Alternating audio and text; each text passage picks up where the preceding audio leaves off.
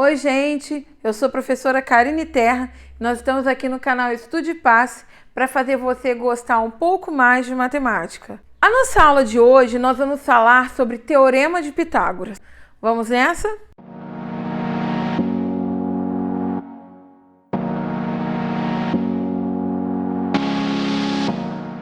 Pitágoras foi um filósofo e matemático grego, de muito tempo atrás, e que ele era o fundador da escola pitagórica, do pitagorismo.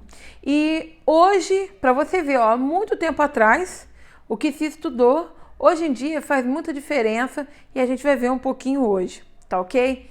Só que antes de a gente aprofundar um pouco sobre, falar sobre o Teorema de Pitágoras em si, nós vamos fazer uma breve revisão daquilo que a gente já falou um pouquinho em algumas aulas, videoaulas que a gente tem no nosso canal.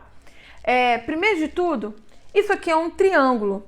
É um triângulo retângulo. Por que ele é retângulo? Porque ele possui um ângulo reto. E o triângulo retângulo é o triângulo que possui nomes específicos para os seus lados. Nós temos o lado oposto ao ângulo de 90 graus, que é o ângulo reto, e que também é o maior lado do triângulo retângulo, que é a hipotenusa. E os outros dois lados, que são os lados adjacentes ao ângulo de 90 graus, são os catetos. Além da gente poder revisar rapidinho, porque nós vamos falar bastante sobre esses nomes na nossa aula de hoje, eu quero revisar com vocês mais dois itens. Primeiro, sobre área. O que é área? A área é a superfície, que ocupa um determinado objeto ou uma superfície de uma figura geométrica, E que a gente já estudou também em algumas aulas que nós temos no nosso canal. E também falar sobre o quadrado. Como é que a gente faz para calcular essa área do quadrado? A área do quadrado a gente pode fazer L vezes L, ou a gente pode falar também que a área do quadrado é L elevado a 2, tá ok? A gente fez essa breve revisão, porque agora a gente vai trabalhar um pouco sobre Teorema de Pitágoras. Gente, agora vocês vão observar que aqui eu tenho um jogo que ele está simbolizando mais ou menos o que acontece no Teorema de Pitágoras. Repara só, no meio em branco eu tenho um triângulo retângulo, aqui eu tenho um ângulo reto, esse lado aqui é a hipotenusa e os outros lados são os catetos. Eu quero que vocês observem que eu fiz o quê? Eu fiz um quadrado com um lado do mesmo tamanho que a hipotenusa. Eu fiz um quadrado também com o mesmo tamanho de lado dos catetos.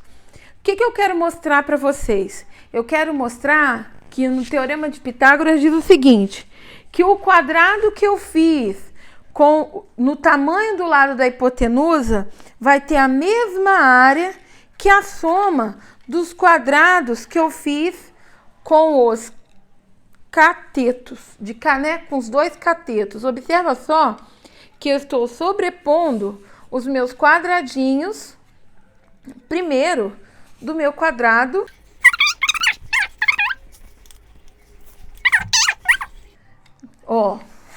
agora eu vou pegar o meu outro quadradinho e vou sobrepor todos esses quadradinhos nesse quadradão.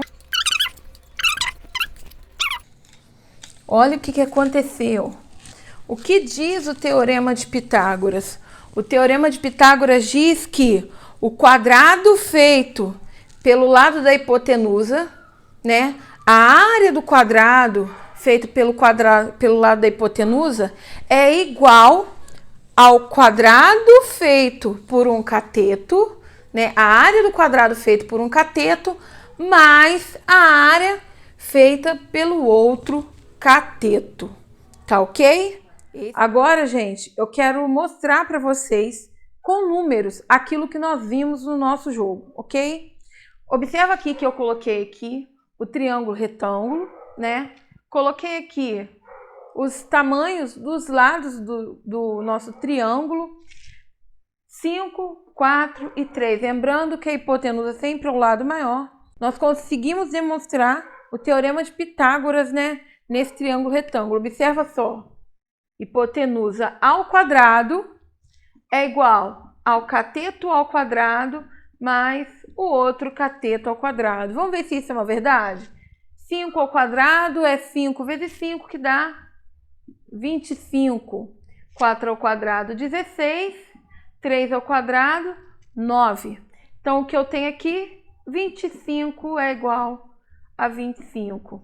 Então, ali, gente, é uma demonstração do Teorema de Pitágoras também. Lá no nosso jogo, nós vimos com o jogo de uma forma material e aqui nós vimos de uma forma numérica. E agora eu vou dar para vocês um exemplo, né, também sem contextualização por enquanto, sobre o Teorema de Pitágoras. Aí você pega, para e pergunta: ué, mas quando é que eu vou precisar do Teorema de Pitágoras?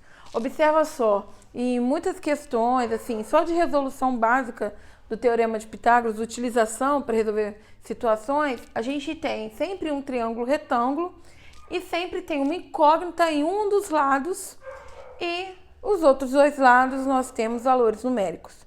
E a gente vai utilizar o Teorema de Pitágoras. O que fala o Teorema de Pitágoras? Que a hipotenusa, aqui, lado oposto ao ângulo de 90 graus, ao quadrado, vai ser igual a um cateto ao quadrado mais o outro cateto ao quadrado. O que eu vou ter aqui? Que x ao quadrado é igual a 144 mais 81.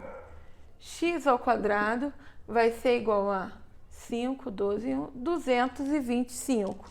Então, eu tenho que x é raiz de 225. Raiz quadrada de 225 é 15.